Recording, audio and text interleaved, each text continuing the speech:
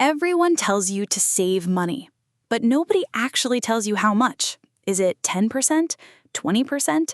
Some random number your parents made up? The truth is, there's no single right answer, but there is a framework that actually makes sense for Canadians based on your income, your age, and what you're trying to build. And it's way simpler than the financial industry wants you to think. Let's break it down. You've probably heard the old rule, save 10% of your income. That advice made sense when people worked the same job for 40 years, had a pension waiting at the end, and could buy a house for 3 times their salary. That's not Canada in 2024. Pensions are mostly gone. Housing costs have exploded. CPP alone won't cover a comfortable retirement. If you're saving 10% and calling it a day, you're likely undersaving, especially if you're starting late or living in a high cost of living city like Toronto or Vancouver. The good news, once you know your actual number, you can stop guessing and start making real progress. Here's a simple way to think about this: the 50-30-20 rule. 50% of your take-home pay goes to needs, 30% to wants, and 20% to savings and investing. This is a solid starting point if you're just getting organized. But if your goal is to build real wealth or retire before 65, you want to push that savings rate higher over time. Here's a rough guide by life stage. In your 20s, first job, aim for 10 to 15%. Getting the habit is more important than the amount. Even $200 a month into your TFSA invested in XEQT or VEQT is a genuinely strong start. Mid-career, stable income, target 20 to 25%. At this point, you should be maxing your TFSA annually before putting anything into your RRSP. Late career, higher income, push toward 30% plus.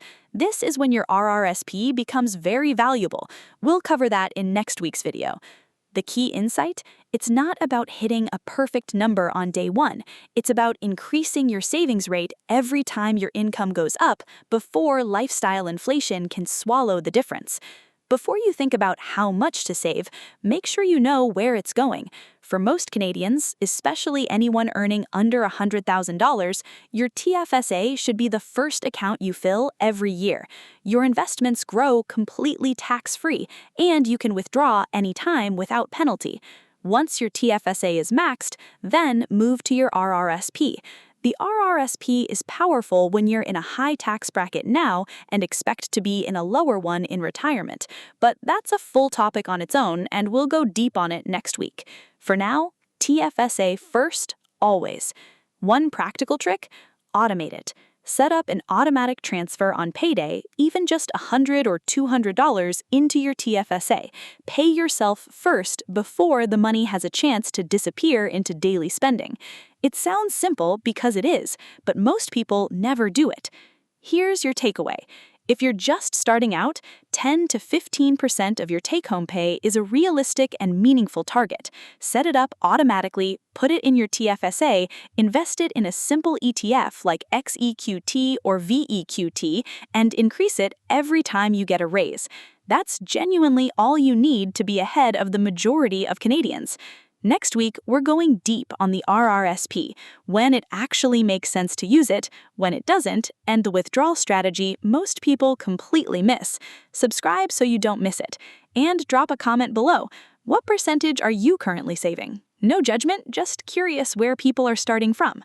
See you next week.